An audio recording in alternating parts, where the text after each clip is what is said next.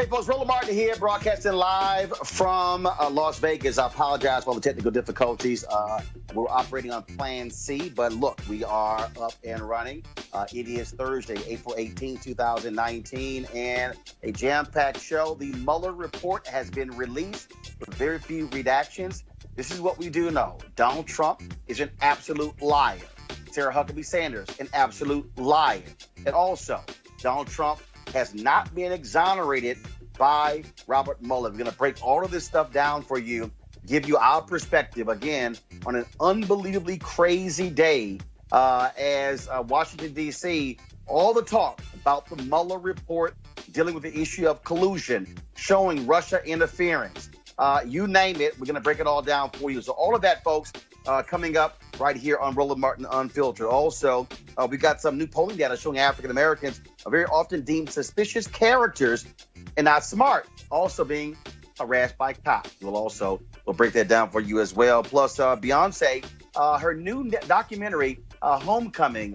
She performed at Coachella last year. Netflix is turning this thing into a documentary, and she talks about, again, the impact of HBCUs on her life and why she wanted Coachella to experience what it means to be black. And so we'll talk about that with our panel. Also, speaking of HBCUs, how university students are not happy with white gentrifiers walking across their campuses with their dogs, pooping all over the place. Hey, it's a college campus. So you hear from some of those students. And also, Laura Ingraham, more nonsense from her. She got into a fight with Chrissy Teigen, the model, wife of John Legend. Christy fired back. I just love me some Christy. Folks, we're going to show all that for you. We got a great panel for you. It's time to bring the funk on Roland Martin Unfiltered. Let's go. He's got it. Whatever the biz, he's on it. Whatever it is, he's got the scoop, the fact, the find. And when it breaks, he's right on time and it's rolling. Best believe he's knowing. Putting it down from sports to news to politics. With entertainment just for kicks, he's rolling. It's on go, roll, y'all. It's Roland Martin, yeah. Rolling with Roland now. He's funky, he's fresh, he's real, the best, you know he's Roland Martin now.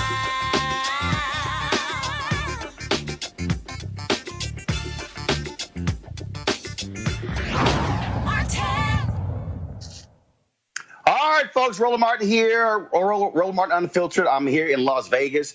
It has been, of course, a crazy day. We've had lots of technical issues, but bottom line is we're here, we're live. Let's get this thing started. It's been wild in Washington, D.C. as Bob Barr had lots to say about the Mueller report. Then, of course, about 2 hours later, we actually got to see the Mueller report for ourselves.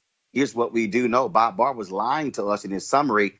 He took some liberties with the Mueller report. And folks have been talking about it all day. And we got a couple of lawyers here, former prosecutors, to talk about this report as well. But let's start this way. This is how the New York Times summed this whole thing up. They say, which is pretty interesting.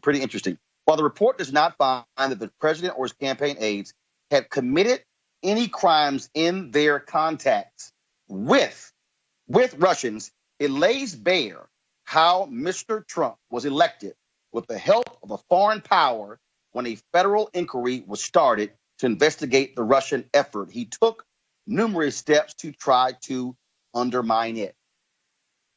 Okay, y'all, that really explains the Mueller report there. And it's pretty interesting. But it also found that the Russians did indeed tap into some election offices in Illinois, also in Florida. And so, man, you talk about an unbelievable report here. And so we want to dig in with this report. So let's talk with A. Scott Bolden, a former chair, National Bar Association Political Action Committee, who joins us right now. And so I'm gonna start with you, Scott. I also am joined by Attorney Glenn Ivey, former state's attorney for Prince George's County, also former federal prosecutor. And so we also are joined in studio by Greg Carr, chair, Department of Afro-American Studies.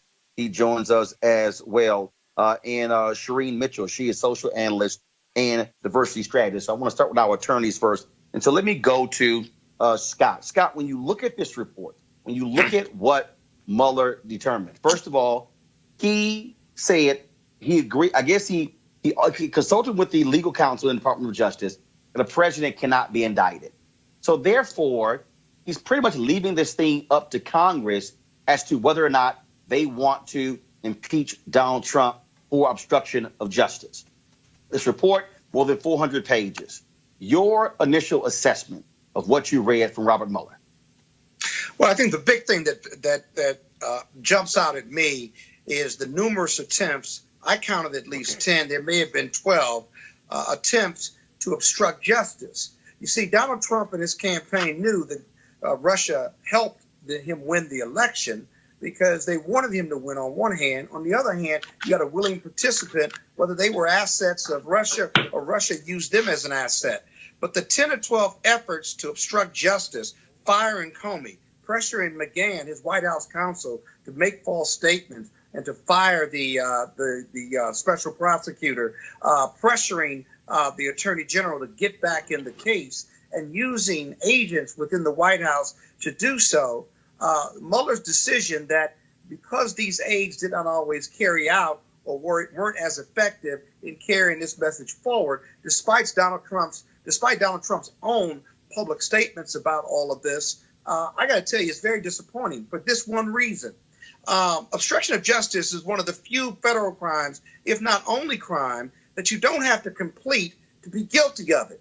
The statute says attempt or obstruct justice. Under that scenario, those 10 or 12 efforts that documented by Mueller as Trump's efforts to obstruct justice more than qualify for an attempt to obstruct justice. And as a result, he could have easily been charged with these crimes, or Mueller could have easily said he should be charged with these crimes. That just didn't happen. And Barr, he just avoided all of that. He just ignored all of that and lied to us this morning. Glenn Ivey, that point is really important. That first and foremost, Donald Trump tried to obstruct justice. Okay, I'm trying to understand, how do you have to fully prove that? Well, had they gone forward with it, it would have happened. He tried to do it. I mean, look, we can go down the list. He asked Comey to end the investigation. Misleading statements about Russian meeting. The firing of FBI Director James Comey. Attempts to fire Special Counselor Robert Mueller. Using Corey Lewandowski to oust Jeff Sessions. Talking to witnesses about testimony. Trying to get Jeff Sessions to unrecuse himself. Also, trying to tell Don McGahn to lie, and Don McGahn wouldn't do it, and he kept wanting him to lie. I mean, that's what Donald Trump was trying to do. And then he tried to fire McGahn because he wouldn't lie.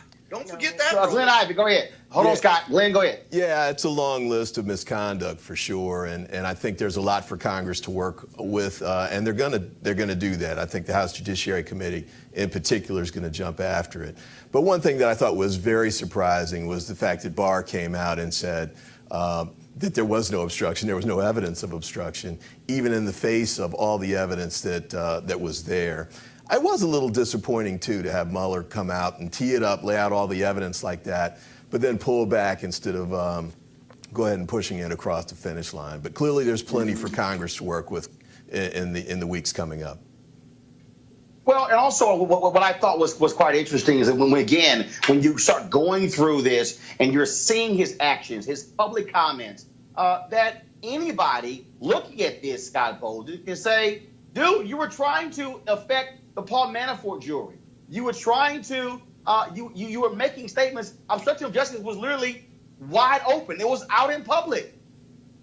Right. And so, this is for the political attacks. So, you have these pundits who try to seek through or sort through all of this. But what Mueller's report does is put it all to bed, put it all to rest. It's confirmation of the several leaks that we heard throughout the last year or two. It's confirmation that they believed and they followed Donald Trump when he said he fired Comey over the Russian investigation, when he told the Russian operatives in the White House that he fired Comey and that he was nuts or words to that effect. And so the value of the Mueller report is this isn't some fantasy where we're trying to figure out what's truth and what's fake and otherwise. Mueller confirms all of these bad acts in great detail with great reference points and citations. And so there's not much to debate here. The only debate is whether the president ought to be charged or not, whether Barr lied or not, and he certainly did. And then really the Justice Department and the criminal justice system, based on Barr's conduct, based on the president's conduct, and all those that would support him, took a real hit. It's a bad day for lawyers and lawyering, in my opinion, because justice did not win this time, that politics won this time, and that Trump and his supporters have just capitulated to lies, to fake news, the real fake news, and to winning, to the demise of the American institutions, justice, intelligence, and all that we stand for or want to stand for in this beautiful but imperfect country of ours. It's a sad day for all of it. Glenn Ivey, Trump sent out this tweet saying game over. He was out there, talking about how no collusion, anything along those lines. But this is a damning report for Donald Trump. This is not a clear victory for him or his aides at all. Yeah, I think that's definitely right. At the same time, though, that politically, Barr running interference to the extent that he did, I think was helpful, delaying the release of the report so that the reporters hadn't had a chance to read it while Barr was doing his press conference. And then Barr still ended up walking away from tough questions that he got at the hearing, at the press conference. So we got off to a slow start, but I really do think it's going to be incumbent on Congress, the House in particular, to follow up on this and push it forward and make sure the public gets a chance to understand and digest all of what's in the report that lays these facts out. I think we have to pursue it. A couple of our other panelists, again, Shireen Mitchell, social analyst and diversity strategist, and also Alexis Green, spoken word artist. I want to go to Greg Carr first, then I'm going to go to Shireen, then Alexis. Greg Carr, you have, first of all, you went to law school. You saw some tap dancing there by Bob Barr doing his best. Even Fox News, Chris Wallace said he sounded more like a defense attorney as opposed to the chief law enforcement officer in the country. And what's also amazing is that Bob Barr gave Donald Trump's personal lawyers access to this report before Congress and before the public. Absolutely. I think it's remarkably consistent. Today was a very good day, I think, for possibly America. Besides the district, and our faced with the fact that the law is not. Hey, Greg, hold on one second. We're having an issue with your Skype. I want to go to Shireen. Shireen, if you can answer that particular question. Again, to see Bob Barr act as the defense attorney for Donald Trump and to give his personal attorneys access to the report before even members of Congress? Yes. He's the AG. The AG is there to protect the American people. He has his own White House counsel. So it doesn't make sense that he would go to the White House counsel and ask them to take a look at this before anyone else gets to see it. No. He didn't just go to the White House counsel. He went to Trump's personal attorney. Yes. His personal counsel. He went to the White House counsel and his personal attorneys. He basically allowed all of them to get access to this information prior to it being publicized for anyone else to see. That in itself should be an alarm for all of us, because people just don't understand. He's acting as his defense attorney. He's not acting as the AG who's supposed to protect the lives and the laws of the land for the American people. Lex is going to ask you this here. Sarah Huckabee Sanders, she now proven out to be a liar. She stood at that White House podium, and she actually said that she was personally aware of FBI agents who rose to the defense of Donald Trump. But now we know, based upon the Mueller report, she was a liar, that she actually made it up. She said, quote, "The rank and file of the FBI had lost confidence in their directors. We've heard from countless members of the FBI." That was a lie.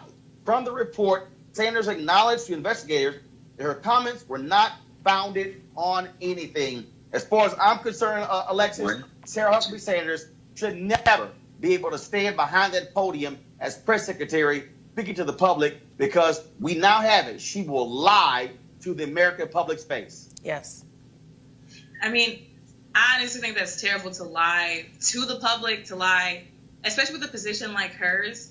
I feel like at some point we have to look at these positions and think, where does the integrity come in terms of her position, in terms of Trump's position, everyone involved, really. I think there's a lack of integrity with everyone, and people are lying to protect their agenda, whether that agenda is to not look like a liar now, or that agenda is to protect Trump.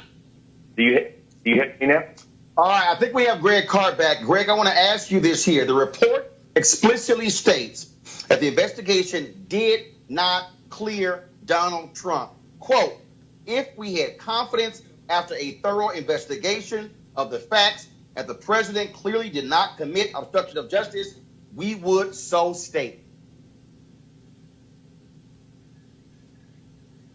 Greg? Yes. Are we there? Yeah, you're here. Go ahead.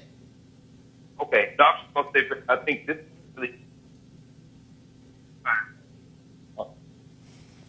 All right.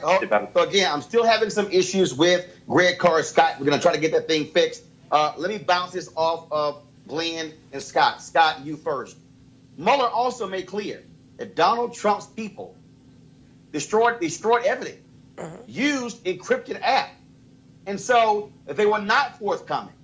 He wanted Donald Trump to testify. He would only answer in written questions. Donald Trump also criticized Hillary Clinton for saying, I don't know, when she got interviewed by the FBI. He said the same thing nearly 40 times as well. But for the fact that evidence was actually destroyed, and Mueller basically says in the report, they could not get to the truth because information had been destroyed or encrypted apps used to hide information. Yeah, in any other case in federal court or state court, that's obstruction of justice. And you could even be convicted for destroying evidence that you know is going to be used later on in a trial. So it is the height of hypocrisy on Trump's part and the depth of arrogance to be used for these negative political means. So this is not a full clearing of the president. What's important now is what happens next. Glenn Ivey says the Congress has got to pick this up.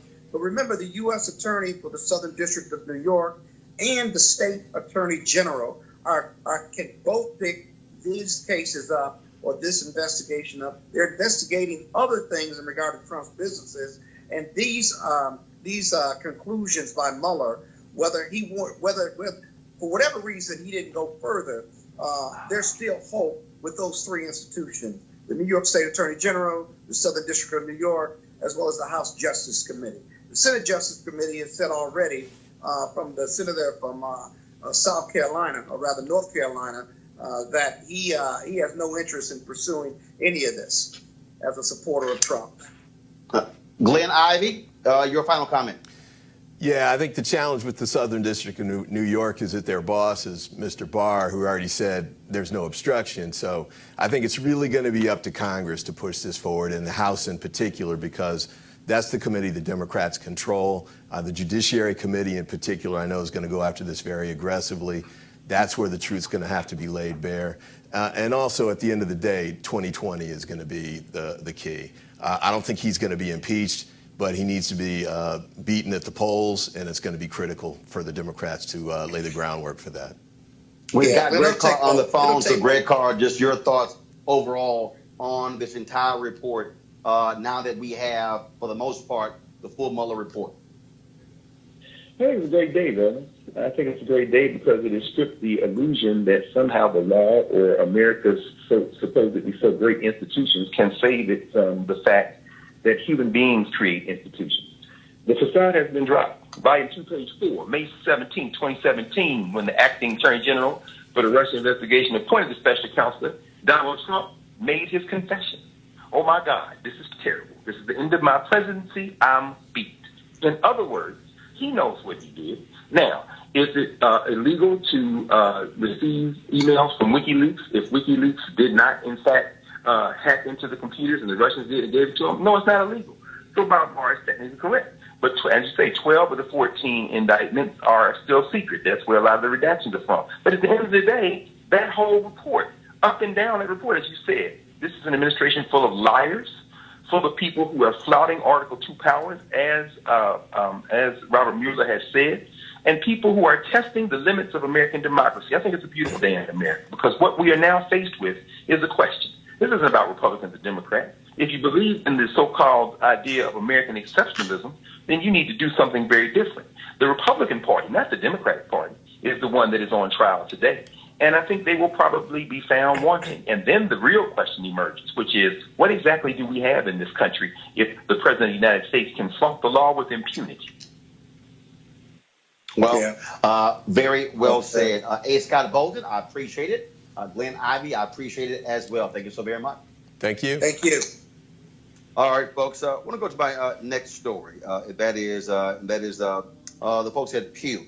Last week, we told you about a new Pew poll, Race in America 2019, which found that the public has negative views of the country's racial progress. And more than half say Donald Trump has made race relations worse. But there was some more data I want to explore. So check this out. Here are the percentages of people who said people acted like they were suspicious of them. Whites, 25%. Asians, 35%. Hispanics, 37%. Blacks, 65%. No other group was higher than 35%, higher than 40%. African Americans were at 65%. The percentage of people who say that people acted like they thought they weren't smart. Whites, 26%. Asians, 39%. Hispanics, 48%. Blacks, 60%. Now check this out. The percentage of people saying that they have been unfairly stopped by police. Whites, 9%. Asians, 16%. Hispanics, 19%. African Americans, 44%. Shireen, what does this say, what it means to be black in America when you see these numbers? Well, let's just be clear. Like, if you understand this president who has been actually naming himself a white nationalist, we understand why this problem exists. Also, we understand that in this country, the least respected is actually Black Americans in this country, second to Native Americans. And when we talk about these issues, even now as we're talking about the presidency, there are so many people trying to tell Black and brown people who to vote for, and every person they're suggesting is a white male. And that is part of the narrative in this country, that we don't have, that we're not supposed to have say, but people can treat us differently any way they want to, including telling us who to vote for. And that's why we ended up with this president in the first place. And we now have what has been an increase in hate crimes because of this exact same thing. This study is just telling us water is wet. Right, that we already knew as African Americans and Black Americans in this country that we were being discriminated against. And I try to explain to people, no matter what you're talking about, and even including income inequality, no matter what status that Black Americans are in, they still face racism. So the concept that somehow we're going to even this out with income inequality is a fundamental flaw in all of this conversation. But the key to this is we now know we have that information. What are we going to do about it? Are we going to change the systems that we currently have in place, or are we not? Because the criminal justice system, as we just saw with what you just told us, what we just shared about the Mueller report, gives the benefit of the doubt to every white male, even when they're doing criminal acts, except for Black people and Black men in particular. Alexis, again, when you look at this data, I mean, it speaks volumes to one particular group that is under attack more than any other. When you see those huge gaps between African Americans and everybody else, this is what people have to understand what 400 years of racial strife in America has all about. That even if you are Asian or Latino, you still not Black. Absolutely. And I think, again, everybody has their different struggles, so I'm not one to downplay the struggles of people of different races, such as Asian or Hispanic. But this information that you presented is not surprising at all. I mean, like you said, there's a history there. And the history not only speaks to how Black people were treated, but also speaks to how Black people are represented. So when we talk about people thinking Black people aren't smart or thinking that they're guilty of a crime, we have to look at the history of what the narrative has been via movies, via minstrelsies, if we're talking history, via just the way that Black people are portrayed. We're portrayed to be unintelligent. You know, how many times they're usually goofy or dumb, or so that type of archetype. So that creates a narrative, and all of these other political people making comments about Black people, assuming that Black people are criminals, assuming that Black people aren't intelligent, when in fact, which isn't even the truth, because there's a high percentage of Black people who are in colleges and other institutions. So it's like, again, we can have all this data that says Black people are doing all of these great things, but what's hard to control is the narrative that's been embedded into American culture since the beginning of American history. Can I just make one point to make sure that we don't erase Afro-Latinos, please, in this narrative, because they also deal with some of these things as well. Greg Carr. Again, I think when you look at these numbers, what it says is that Black people, we are in a different category than anybody else. Our history is different. How we have been treated is different. Well, absolutely. Absolutely. And, you know, it's interesting. Segregation, of course, we know persists. Residential segregation, segregation in the schools, segregation, even, as you say, even though being Black crosses across, the Black experience crosses in many ways across economic categories. This survey, as you said earlier, as just heard earlier, says, you know, water is wet. We know that. And we also know that increased contact with people of other races is in many ways the first, second, and third step toward beginning to break down some of these clear errors in thinking from white people in particular. But we know that this country, in its economic system, its public policy, its cultural norms, has maintained and in many ways extended segregation. So when we ask what is the solution to this, and if the solution involves being in closer proximity to each other and dealing with each other more intimately, and I don't mean, you know, in terms of just interpersonal relationships, but in terms of institutional relationships, there's not really a path forward.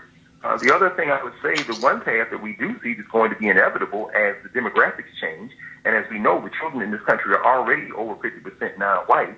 Ultimately, white people may keep these attitudes that they want, but they keep them at their own economic and political peril because their power is shrinking, not growing. Scott Bolt, I want to ask you this here. Another thing, another poll looked at how people view the extent of discrimination against certain ethnic groups by other ethnic groups.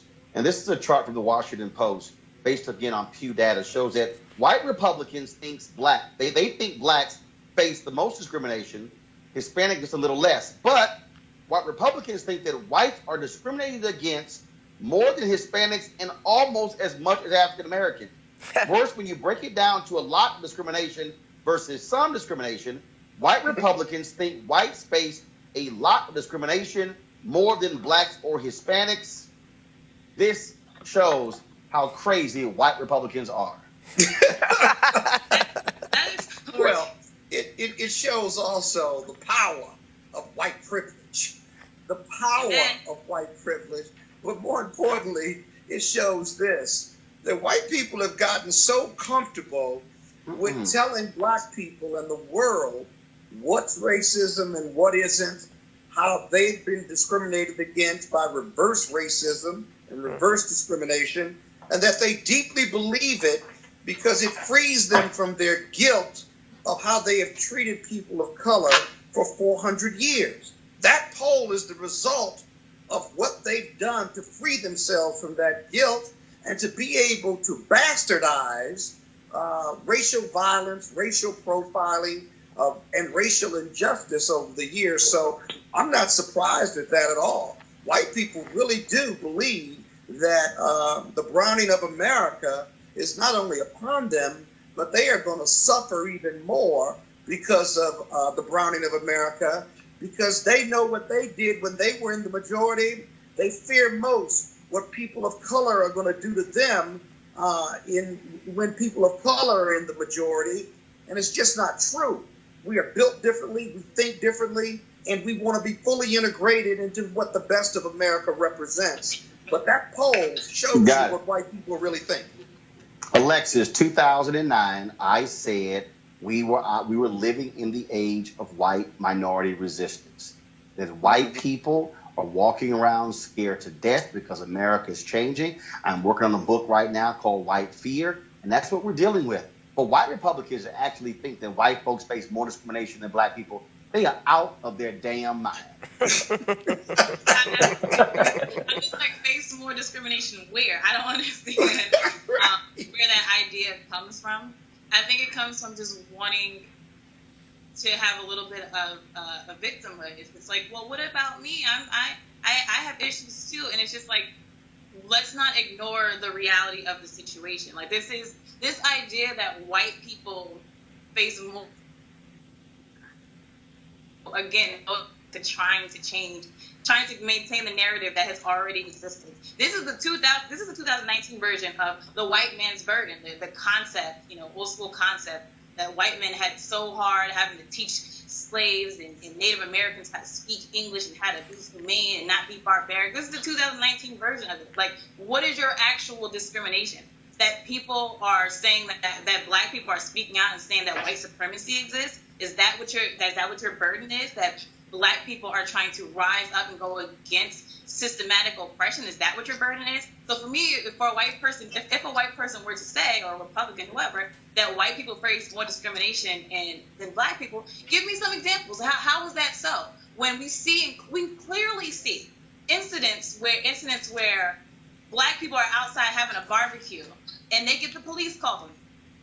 We don't see too many instances where a white person is outside having a cookout and black people are, calling the police, or at Starbucks, black people are calling the police. In fact, that leads right to our next story, and that is how university students are not happy at all with these white gentrifiers who have been moving into historically black neighborhoods in Washington, D.C. You got white folks walking their dogs on the yard at Howard University, having picnics, and just strolling around campus as if it's a damn park. No, it's a college campus. And so we dropped by Howard University to get the thoughts on some students there. And here's what they had to say. They really don't value the campus and our spaces as much as we do. We hold the yard, like that's a sacred space for us. And for them to bring their dogs and have their dogs using the restroom on the yard, that is seen as disrespectful. That's just disrespectful to us. And I think if we were to go to spaces like Georgetown, and what if we brought our dogs that ran around Georgetown's campus like that? I don't think it would have the same reaction. And I think locals don't value, people who have moved in do not value the culture, and they don't participate in maintaining the culture that is DC, that is Howard. It's like a slap in the face. It's like they come in and we can do what we want, in a sense. As far as the go-go music being played in front of Metro PCS, I love how our people came in droves and everyone came to support, because that man had been playing his music there for years and no one was saying anything, and it wasn't even past 8 or 9 p.m. I think. It was in the daytime. So it's like they feel threatened or entitled when they moved in, and this is really our community in a sense. Greg Carr, you teach at Howard University. I am volunteering to walk the yard and to call the cops on white folks having picnics and they dogs pissing all over the yard. Dear brother, I must say that if you call the police on these white women and their dogs, we may then have to go to war because the police might try to arrest you. Yeah. I think what we're facing is, of course, white privilege, but also there are convergence of issues we're facing. And I've seen these white folks on the yard. When I see a white person with their dog on Howard's campus, I walk toward them and I purposely stand right in front of them and their dog, daring them to do anything other than continue on their way. Now, I'm sure that they could call the police on me, but I think we see the convergence of things. We're seeing not only the entitlement of whiteness, because these white people take their dogs anywhere and do anything, but we also see a dog culture. We live in a society where they have gentrified this neighborhood, and you've got what used to be other mixed-use purposes buildings, now high-rent condos, and on the roof you have dog parks. There's parks for their dogs when people don't have places to sleep tonight. in the city. So you got that convergence. But the only other thing I would say about this issue of dogs walking around on Howard University's campus, and increasingly with gentrification, I would not be surprised to see them walking on the campus of Tennessee State or Texas Southern or Jackson State or other places.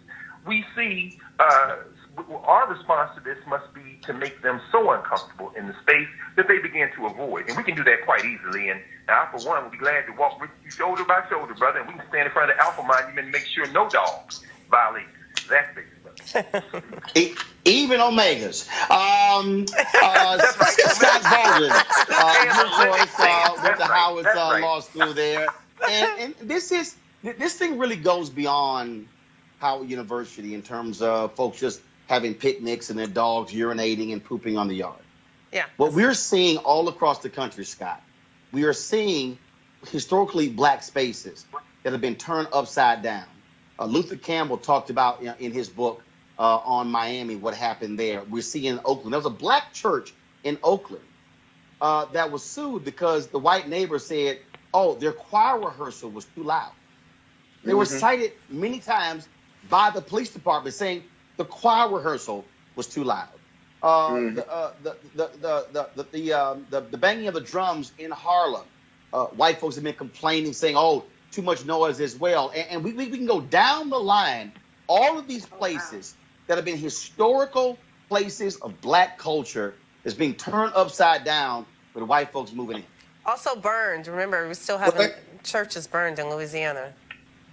Oh, yeah, certainly. It's interesting that the churches seem to be a magnet point for this. What I mean by that is, you remember 5-10 years ago, Roland, in Washington, D.C., where I live, that the churches in and around downtown were having challenges with new white residents who were challenging them on Sunday regarding parking, if you will. Now, historically in D.C. Scott, that's not 5-10 years ago. Now, Scott, we had our State of the Union event at Shiloh Baptist Church last year. They told us that they are catching hell because the white neighbors do not like the cars parked there on Bible study as well as on Sunday morning. It's ongoing then. But when you talk about class of cultures, black churches on Sunday, there's not enough parking on the street by the city in Washington. And so historically, black parishioners will park behind each other. They will block each other in because nobody's leaving the pulpit and nobody's leaving the church until church is over. And that's just something that's been going on in our historical black communities in Washington. And white people moved in and their cars got blocked. And then they started to complain. They called the police. They started talking to their congressman about changing the parking rules and all these other things, which would be disruptive to historical black culture, whether it's right or wrong. And so instead of white privilege moving in and trying to dictate new norms in our black communities, I don't have a problem with people that don't look like me coming into our neighborhoods, but come into our neighborhoods and try to integrate into these neighborhoods and try to build a positive relationship versus dictating what white privilege is going to do and tell you simply because you're not used to that norm in your community. That's the real problem with gentrification. But Shireen, the reality is whiteness has always been about telling everybody else what to do. Way on the highway. Right. Exactly. I agree. I just said they shouldn't be doing that. But that's a real problem. The key to this is that if you even look at some of the stuff that's happening, what just happened in New York, they changed the school system so that all children are treated equally in the school system, and white people were still upset about that. Why? Because they were instituting like their own segregation in an urban environment. So we're talking about the North versus the South, and the way the white people treat black and brown people in this country, it's been the same. They think they can tell us what to do. We are not to tell them what to do, but they think that they can tell us what to do. So whenever they show up, they're showing up saying, hey, this is the way we operate, so you need to operate like us, and not the other way around. And that is historically not only what's happened in this country overall, but if you think about what's going on with this current president, it's the exact same thing. It's like, we want you out, we want you to either do it our way and integrate our way, or don't come here. If you're not happy, leave. It's like, no, seriously, if you're not happy and you don't like brown people around you, you leave. You go home. Like, the thought that you're telling us that we are supposed to somehow change our own cultural narrative narrative to fit them, that's part of the challenge. And it's always been the case. Most people who go to work every day are told that they have to go to work every day and keep their culture at the door, while everyone else, i.e. white people, get to have their culture run amok, and we're supposed to figure out how to navigate in that space like that instead of us bringing our full selves in, not only in work, but every place we are, including where we live now, including the school systems now. That's the fundamental problem of where we are at this moment. And yes, last comment. I'm gonna go to Greg Carr. I'm going to go to Alexis. Last comment on this, Greg Carr. We're also seeing this. I was on Twitter where they said Ralph Abernathy Way in Atlanta. The white folks are calling some other names. They don't want to acknowledge that. In my hometown of Houston, 3rd Ward, very well known, home of Jack Yates High School, Texas Southern University. White folks moving in, calling it Midtown. That ain't Midtown. Yeah. 3rd Ward is right next to downtown. It's called 3rd Ward. But again, though, so what you see is you have this black identity. And so when white gentrifiers start rolling in, all of a sudden it's, no, we're going to rename this. And in fact, DC has it too. What are they trying to rename something in Harlem as well? They didn't want to call it Harlem, trying to call it something else. They changed New Rock City, New Rochelle, right? All the examples, even here, Noma, right? We have all these different names instead of what the existing names are. But yes, absolutely, they come in and they're like, we're going to change this to be different so that other people want to show up. But yes, it's like, and also the way they've taken over Harlem. I was born and raised in Harlem. The stuff that I see that's going on in Harlem is nothing that I have ever grown up with. So it is clear they come in, and even people who have lived here for years, for 30, 40 years, are being told that they don't belong there, while people are moving into their buildings and quote unquote fixing everything up. But somehow all of a sudden they don't have permission to be there. But Greg, there's a real issue what black people are going to do about this. Hold on, Scott. Hold on, Greg Carr. Doing anything about this? No, I agree with what Scott just said, what you just said, brother. What are we going to do about it? I mean, in a stone's throw from Howard is Lincoln Temple United Church of Christ. That's where they started the American Negro Academy. Paul Robeson, Martin Luther King, Marion Anderson, all saying that the congregation dwindled to the point, black congregation, where now the building is for sale. It'll be condos soon. And so, I don't have any problem with white people renaming everything. I really don't. You know why? Because when we see that, the question we have to ask ourselves is the question Scott just raised. What are we going to do? What we see is black political power in these cities the keys were handed over to black people when white people didn't want to live here. And then they took the tax base and the revenue generation out of the cities. We put these cities in play, and then now they're coming back because they want to be back in these cities. Well, as they come back, you don't welcome them with open arms. At this point, it's a declaration of war. And when you're at war, you got to act like you're at war. I'm not talking about killing people. I'm not talking about harming people. But I'm talking about being a whole lot less cooperative and a whole lot less welcoming. And that means city council people, that means ward people and alder people need to now take an adversarial attitude toward these people who are trying to stop black worshipers from parking in front of their churches and are trying to now push us out of these neighborhoods. If you want this space, you get it 1 inch at a time, and we're going to fight you every inch of the way. Yeah, Alexis, well, that mentality isn't always present Alexis, in our black community. Hold on, Scott. Alexis. The reason why this is even able to happen, it comes down to the idea that black people aren't supposed to have anything. So anything that black people have, whether it's a neighborhood, whether it's a school, it's up for grabs in a lot of eyes of white people because, again, it's the idea that blacks aren't supposed to have anything. And, of course, some people are going to downplay and say, well, it's just dogs on a college campus, or we just didn't want the choir playing music too loud. But no, the concept really comes down to don't come in my house telling me how to run it. And so when it comes to gentrification or white people moving in and slowly but surely pushing black people out, that's a problem. And when, like someone said earlier today, don't come on like for Howard's campus, don't know the culture there, thinking that you can just do whatever you want because you feel entitled. You feel you have the right to do so. That's an expression of white supremacy. You come onto that yard, you don't know the culture there, the students there, anything. Howard has a lot of history. As a proud member of Alpha Kappa Alpha Sorority Incorporated, where my organization was founded, it was Howard University. It has a lot of history there. So I know for me, I don't even go to Howard, but if I go on there on that campus and I observe the culture there, I see a dog pissing on the Alpha Kappa Alpha tree, that's a problem. And so for me, it speaks to the fact that we're not supposed to have anything. We're not supposed to be able to value anything. And when the things we value are disrespected, we're supposed to not sit around and not say anything. And I think that the solution is we cannot take this sitting down. If we continue to not speak out and not say anything, it will happen. Yeah, but Roland, All right, why Scott. aren't Okay, why, Scott. Now you can talk. Okay, why aren't you talking about what black people, elected officials, business leaders, and community folks and church leaders aren't doing about this? Because it's not like we're being just walked over and run over. Our mentality simply isn't to fight this, at least in any type of organized way. And so if our elected officials are giving our communities and our cultures away, if our churches and our community people can talk about the problem, but aren't doing anything about economic empowerment, political justice, social justice, and taking a stand against these infringements in our communities, we are as much to blame as white supremacy is, or as white privilege is that comes in, and we allow them to do that.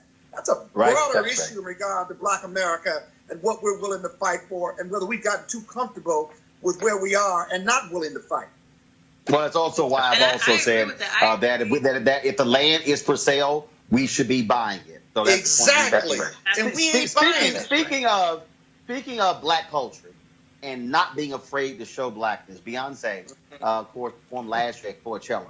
An amazing show, 2 performances, and she really brought the HBCU, the band, the culture experience to the forefront in those 2 concerts. Well, it has now been made into a Netflix documentary. It is called Homecoming, and she talked about in that documentary. I actually downloaded it and watched it on the plane flying here to Las Vegas. She talked about, of course, the years where she would have been in college. She was on the road, but going to Texas Southern University, visiting HBCUs, going to Battle of the Bands, and how she wanted to bring the essence of black life, dance, and music to that white festival, Coachella. All right, you can check out Homecoming on Netflix. And Scott Bolden, just for you, the person who led all of those dancers and all of those steppers and Alpha Band. Just no. You know. It was a Noop. I saw the Noops on there. No, it was Captain. No, I saw it. I saw some canes and everything.